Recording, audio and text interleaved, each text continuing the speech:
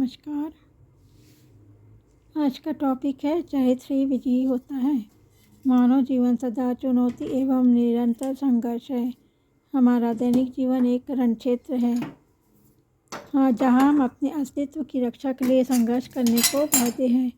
बाह्य और अंतः प्रवृत्ति हमें सदा नीचे खींचने का प्रयास करती रहती है और हम उस प्रकृति पर विजय पाने के लिए निरंतर संघर्ष करते रहते हैं जो हमें नीचे खींचने का प्रयास कर रही है।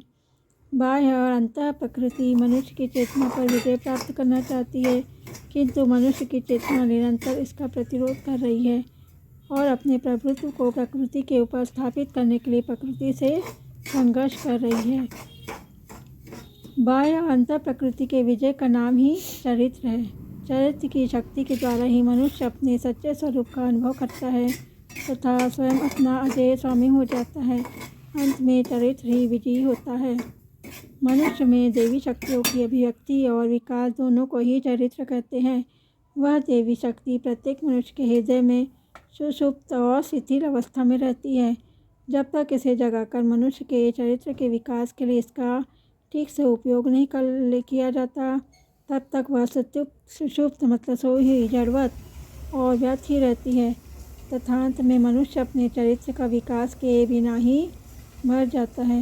लाखों लोगों का सर्वाधिक दुर्भाग्य यही है जो अपने चरित्र निर्माण पर ध्यान नहीं देते और सुखी और सार्थक जीवन जीने की ओर अग्रसर नहीं होते। यदि हम आसपास की व्यक्तियों का निरीक्षण करें तथा स्वयं का आत्मनिरीक्षण करें तो हम पाएंगे कि हमारे दैनिक जीवन तथा आचरण का सर्वाधिक समय स्वयं प्रकृति के ही द्वारा नियंत्रित और निर्देशित किया जाता है। हम लोग प्रायः अचेतनता से कार्य करते आ रहे हैं और हम ये भी नहीं जानते कि हम क्या कर रहे हैं और किसके लिए कर रहे हैं। हम लोग मशीन या रोबोट की तरह अंधों के समान प्रकृति के अंधशक्तियों के अधीन होकर कार्य करते रहते हैं। यही कारण है कि हमें समाज में बिरले ही चरित्रवान व्यक्तियों को पाते हम मिलते हैं। मानव शिशु जन्म के साथ ही संपूर्ण विकसित नहीं होता, वह अपूर्ण रहता है। वह कुछ प्रसुप्त गुणों और शक्तियों को लेकर जन्म लेता है, जिसे ठीक समय पर व्यक्तियों को चरित्रवान बनाने और उसके जीवन को सार्थक बनाने के लिए विकसित करना होता है। चरित्र निर्माण एक सचेतन और निरंतर चलने वाली क्रिया है, जिससे वह जानता है वह प्रबुद्ध होता है और जो उसे जानेगा वो प्रबुद्ध होगा और वह अपनी सुषुप्त सच्चिटी शक्तियों का विकास करेगा और अपने जीवन के सार्थक उद्देश्य हेतु उन्हें अभिव्यक्त करता है तथा एक उद्देश्यपूर्ण जीवन का यापन करता है। तो जब तक व्यक्ति अपनी सुषुप्त शक्तियों को जागरूक व सदुपयोग नहीं कर लेता, तब तक उसका जीवन सार्थक नहीं हो सकता। चरित्र क्या है, इसे समझने का प्रयास करें कि चरित्र का अर्थ क्या है। जब हम शहीद भगत सिंह से कहा गया कि यदि वे भारत के गवर्नर जनरल के पास जाकर क्षमा याचिका प्रस्तुत करेंगे कि और ये स्वीकार करेंगे कि अंग्रेजी सरकार के विरुद्ध क्रांतिकारी गतिविधियों में संलग्न होकर उन्होंने भूल की है तथा यह प्रतिज्ञा करें कि वे भविष्य में किसी क्रांतिकारी गतिविधियों में संलग्न नहीं होंगे, तो उन्हें क्षमा कर दिया जाएगा। तो शहीद भगत सिंह ने उत्तर दिया कि ऐसी बात सोचना भी मेरे लिए शर्म की बात होगी।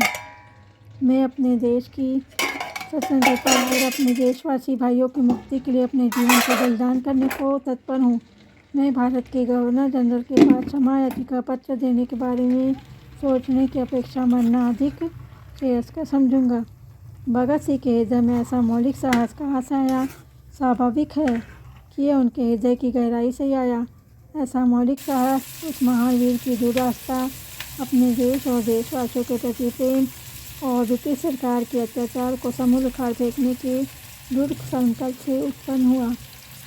उपरोक्त घटना से ये पता चलता है कि भगत सिंह ने इस विचार को बहुत दिनों से अपने मन में पोषित कर रखा था कि वे भारत की स्वतंत्रता और अपने देशवासियों की मुक्ति के लिए सब कुछ करेंगे।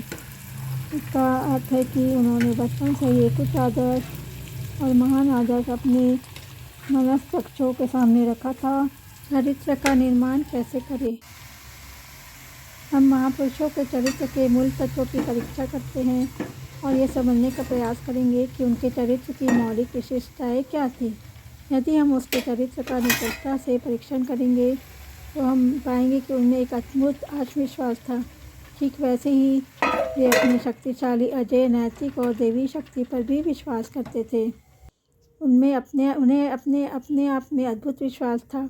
दूसरी विशेषता हम उनमें ये पाते हैं कि उनमें किसी दिव्य शक्ति पर दृढ़ विश्वास था, जिसे हम ईश्वर कह सकते हैं, गॉड, अल्लाह, ब्रह्म, परमात्मा आदि कहते हैं।